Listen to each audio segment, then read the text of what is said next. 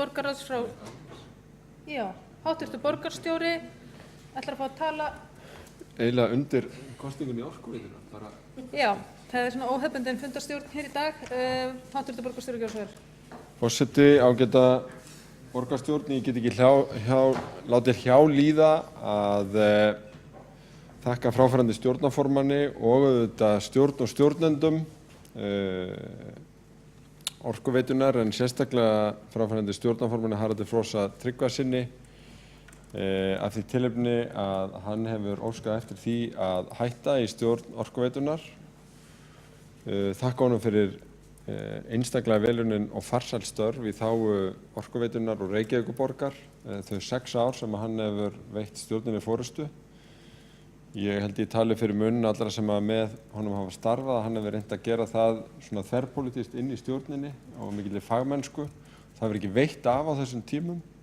Á þessum tíma höfum við verið að vinna að bæði undirbúningi plansins og framkvæmd þess og ég held að hann eigi sinn stóra hluti því hversu vel hefur tekist. Það líka mikið fagnaðarefni að Brynhildur Davíðsdóttir sem einn helsti sérfræðingur Íslands og sviði sjálfbærni, umhverfismála og hagfræði, því tengdu, auðlindamála.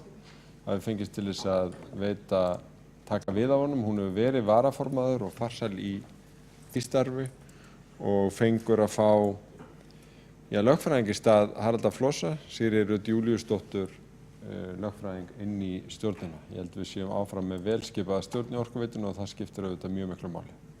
Ég vildi koma þessu þakklæti á framfæri hér í heyranda hljóði, þó þetta sé ársfundur Orkuveitunar eftir, þar sem að fráfarandi stjórn skilar af sér og nýtekur við. Háttvirtur borgarstjóri hefur lokið máli sínu það og borgarfulltrúi Björn Blöndal óskað eftir að taka til máls.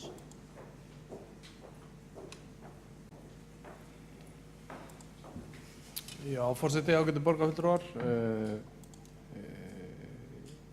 Ég var að viðurkenna í datta aðeins út, en ég ætlaði einmitt að taka aðeins til máls undir liðnum kosningu í stjórn Orkuveitu Reykjavíkur. Því að mér finnst, ég finn mig knúinn til að koma hér upp og þakka Haraldi Flosa Tryggvasyni, fráfarandi stjórnarformanni, fyrir sín góðu störf á þessum vettvangi. Haraldur hefur auðvitað verið stjórnarformaður Orkuveitunar eins og borgarstjóri kom inn á snúnum og flóknum tímum, bæði tímum erfiðleika, tímum mikils viðsnúnings og tíma uppskiptingar og ég veit ekki hvað, það var lengi hægt að telja. Og hann hefur ásamt öðrum stjórnarmönnum staðist hverja raun með mikilli prýði og Haraldur hefur auðvitað sýnt, hefur verið úrræðagóður og mikil diplómat í sínum störfum. Þannig að ég held að hann verðskuldi heldur betur góðar þakkir. Á sama tíma þá óska ég auðvitað verðandi stjórn alls hins besta, velfarnaðar. Brynhildur Davíðsdóttir auðvitað verið þarna stjórnarmaður síðan 2011, ef man rétt, og gríðalegu fengur að sú mæta manneskja skuli vera tilbúin að taka þetta starf að sér.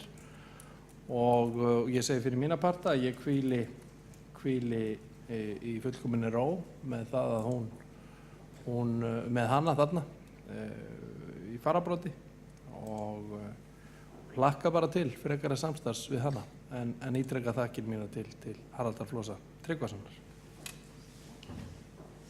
Björn Blöndal borgarfulltrúi hefur lokið máli sínu og þá umræðum lokið þessar kosningar og við göngum til 8. liðar á útsendri dagskrá sem fundargerð borgarráðs frá 17. mars og fundargerð borgarráðs frá 31. mars.